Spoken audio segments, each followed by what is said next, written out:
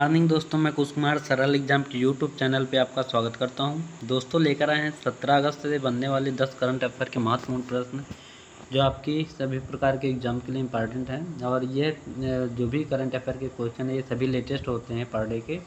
और उम्मीद है कि यह वीडियो आपको हेल्पफुल लगेगा आपके एग्ज़ाम के लिए। और सभी दोस्तों से मेरा निवेदन है कि इस क्लास को ज़्यादा से ज़्यादा लोगों तक करें, लाइक किया करें, सब्सक्राइब करें। ठीक, तो शुरू करते हैं हम आज का हमारा पहला प्रश्न करंट अफेयर का। प्रश्न हमारा है, हाल ही में थाईलैंड की प्रधानमंत्री के लिए किसको चुना गया। ऑप्शन इसके हैं इब्राहिम रईसी, पेंटोगतारण सिनावात्रा, सेम टूलेन और किम जाओ। तो इसका राइट आंसर होगा बी। ये जो पेंटोगतारण सिनावात्रा हैं इनकी नियुक्ति हुई है। अब इनके बारे में बता दें तो ये इनकी उम्र जो है ये 37 साल की महिला है। ठीक, और सबसे कम उम्र की थाईलैंड की प्रधानमंत्री बनने वाली पहली महिला है। और इनसे पहले भी एक महिला यहाँ प्रधानमंत्री हो चुकी है, लेकिन सबसे कम उम्र की ये बनी है। अब इनकी पार्टी का नाम बताएं तो ये फू थाई पार्टी की प्रधान नेता पेंटागटारन सिनावात्रा को थाईलैंड की नई प्रधानमंत्री के रूप में नियुक्ति मिली। और अभी परसों मतलब जो यहाँ के प्रधानमंत्री थे उनको बर्खास्त कर दिया गया है, पद से हटा दिया गया, उसके बाद इनकी नियुक्ति हुई है। ठीक, और वह थाईलैंड की 31वीं प्रधानमंत्री होंगी और सबसे कम उम्र की प्रधानमंत्री भी होंगी। थाईलैंड की राजधानी की बात करें बैंकॉक है। और ये अवस्थित कहाँ है तो दक्षिण पूर्व एशिया का ये हिस्सा है। मुद्रा यहाँ की क्या है तो थाई बाहत है। ठीक, याद रखना।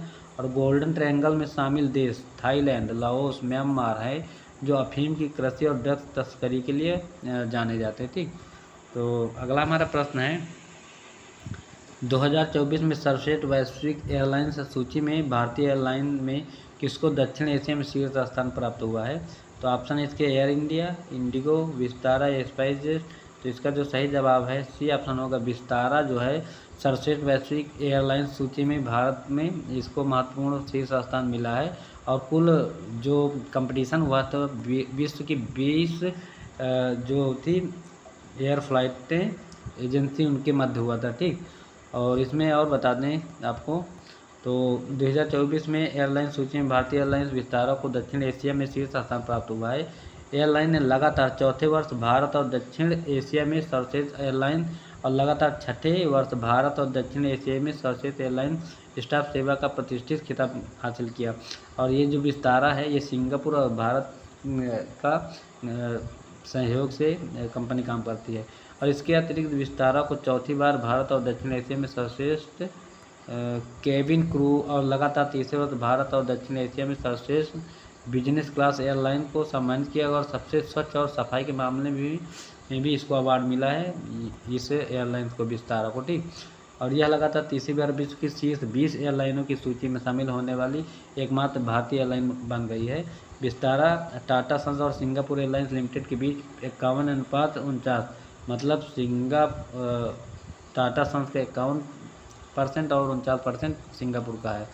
तो संयुक्त उद्यम है जिसकी स्थापना की बात करें तो 1913 में हुई थी। ठीक, और एक करंट अफेयर का और प्रश्न बता दें तो पूर्ण रूप से सौर ऊर्जा से संचालित सबसे स्वच्छ एयरपोर्ट का जो दर्जा मिला है वो मिला है इंदिरा गांधी एयरपोर्ट नई दिल्ली को। ठीक, नेक्स्ट हमारा प्रश्न है, भारतीय अंतरिक्ष स्टार्टअप ध्रुव स्पेस ने किस देश की कंपनी जेस के साथ समझौता किया है। अमेरिका, जापान, सिंगापुर या ऑस्ट्रेलिया। तो इसका सही जवाब है ये सिंगापुर की अंतरिक्ष एजेंसी है। और इसके साथ जो भारतीय एजेंसी है ध्रुव स्पेस, ये फिलहाल हैदराबाद में स्थापित हुई थी 2012 में। ठीक, तो भारतीय अंतरिक्ष स्टार्टअप ध्रुव स्पेस ने सिंगापुर की कंपनी जेस के साथ समझौता किया है। और ध्रुव स्पेस ने ऑन बोर्ड कंप्यूटर सब सिस्टम को मजबूत करने के लिए सिंगापुर की अंतरिक्ष सेमीकंडक्टर कंपनी है एक सिंगापुर की, जेस के साथ इन्होंने समझौता किया है। और इस उन्नत सेमीकंडक्टर तकनीकी तक पहुंच इसके ऑन बोर्ड कंप्यूटर सब सिस्टम को विभिन्न प्रकार से मिशनों का समर्थन करने में सक्षम बनाएगी थी। और नेक्स्ट हमारा प्रश्न है, किस राज्य सरकार ने हर घर हर गृहिणी योजना प्रारंभ किया।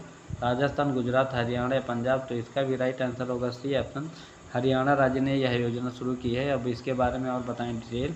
तो हरियाणा के जो वर्तमान में सीएम कौन है तो नायब सिंह सैनी है। और इन्होंने हर घर हर गृहिणी योजना शुरू की है। इसमें मिलेगा क्या तो जो हरियाणा के मुख्यमंत्री नायब सिंह सैनी ने कहा है कि हरियाली तीज अभी आएगा त्यौहार, तो इस अवसर पर जिंद में, हरियाणा में एक ज़िला है जिंद में की गई इसकी घोषणा को साकार किया जा रहा है। और इसके लिए हर घर हर गृहिणी योजना के नाम से ऑनलाइन पोर्टल लॉन्च किया जाएगा।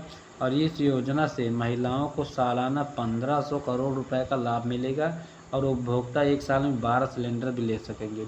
और हरियाणा में अभी देखो कबड्डी शुरू हुआ है महिलाओं का, तो हरियाणा में शुरू हुआ। और अभी ओलंपिक में मनु भाकर जो पहला कांस्य पदक जीतने वाली भारतीय थी, मनु भाकर, इनका भी संबंध हरियाणा से है, झज्जर, हरियाणा झज्जर में, ठीक। तो और इनके साथ सरबजोत हैं, वो भी हरियाणा के झज्जर से ही बिलोंग करते हैं, ठीक।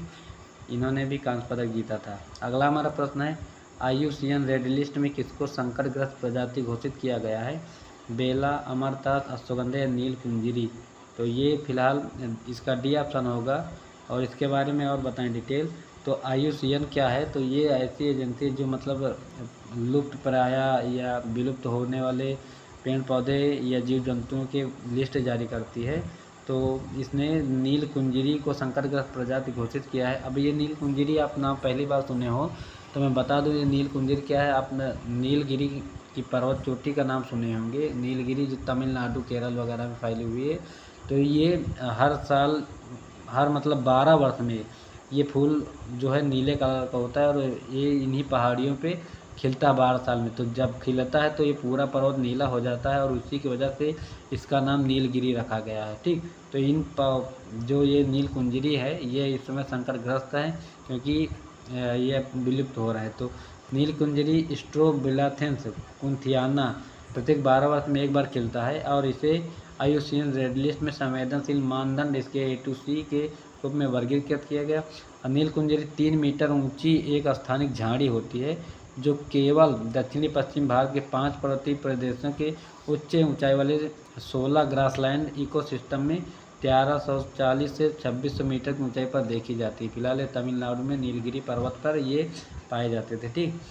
और नेक्स्ट हमारा प्रश्न है, बिहार के किस जिले की ब्रह्मयोनी पहाड़ी पर मधुमेह रोधी जड़ी बूटी जिम्नेमा सिल्वेस्ट्रे की खोज की गई?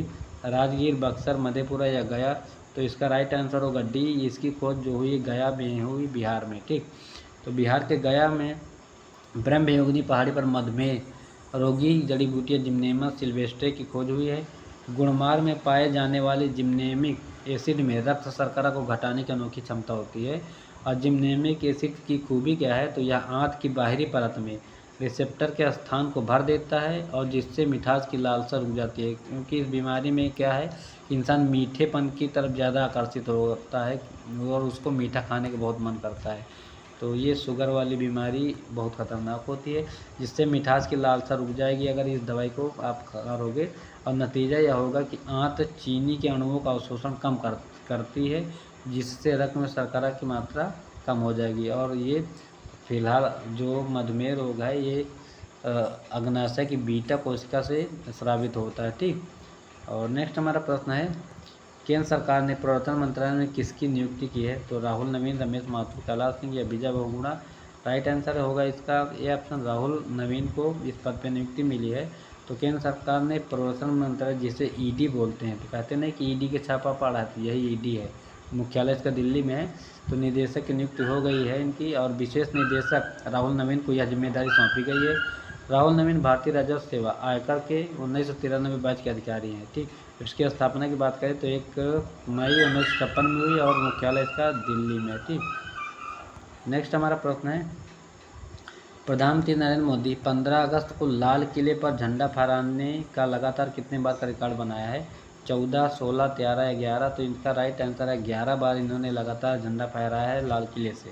तो प्रधानमंत्री नरेंद्र मोदी ने रिकॉर्ड की बराबरी किसकी की? तो 78वां फिलहाल स्वतंत्रता वो था स्वतंत्रता दिवस, ठीक। तो 11 बार इनका रिकॉर्ड था। इंदिरा गांधी के रिकॉर्ड की इन्होंने बराबरी की है। और सबसे ज़्यादा लाल किले पर झंडा फहराने का रिकॉर्ड जो है जवाहरलाल नेहरू का, इन्होंने 16 बार लाल किले से झंडा फहराया है, ठीक। तो अगला प्रश्न हमारा है, भारत की सबसे बड़ी फ्लोटिंग ऊर्जा परियोजना किस राज्य में शुरू हुई है? महाराष्ट्र, गुजरात, केरल या कर्नाटक? इसका राइट आंसर होगा सी। ये फिलहाल केरल में शुरू हुई है, सबसे बड़ी परियोजना है। और हरित राष्ट्र की दिशा में एक और कदम बढ़ाते हुए टाटा पावर सोलर ने भारत की सबसे बड़ी फ्लोटिंग सौर ऊर्जा परियोजना केरल में स्थापित की। इसकी क्षमता के बारे में बताएं तो 101.6 मेगावाट है, जिसे केरल के कायमकुलम में 350 एकड़ के जल निकाय बैक वाटर क्षेत्र में चालू किया गया। तो ये फिलहाल फ्लोटिंग मतलब तैरने वाली नदी वदी होती है ना, इसी में ये लगाए जाते हैं, ठीक, क्योंकि जगह पर्याप्त हो जाती है उसमें और फर्जी जगह भी नहीं भरती इससे। तो इसमें टाटा पावर में अपनी पहली बार 5 मेगावाट क्षमता वाला फ्लोटिंग इन्वर्टर प्लेटफार्म शुरू किया है। नेक्स्ट हमारा प्रश्न है, स्वच्छ पौधे कार्यक्रम के तहत देश में कितने स्वच्छ पौधे केंद्र की स्थापना की जाएगी? 3, 5, 8 या 9? तो इसका राइट आंसर होगा डी 9। विश्व स्तरीय जो है सेंटर इनके उद्घाटन किया जाएगा। तो स्वच्छ पौधे कार्यक्रम के तहत देश में 9 स्वच्छ पौधे केंद्र की स्थापना की जाएगी और इस कार्यक्रम के तहत पूरे भारत में 9 विश्व स्तरीय अत्याधुनिक स्वच्छ पौधे केंद्र की स्थापना की जाएगी। और केंद्रीय वित्त मंत्री निर्मला सीतारमण ने फरवरी 2023 में अंतरिम बजट भाषण में स्वच्छ पौधे कायाकल्प की घोषणा की थी, ठीक। तो ये थे आज के हमारे 10 करंट अफेयर के महत्वपूर्ण प्रश्न जो आपकी परीक्षा से इम्पॉर्टेंट थे।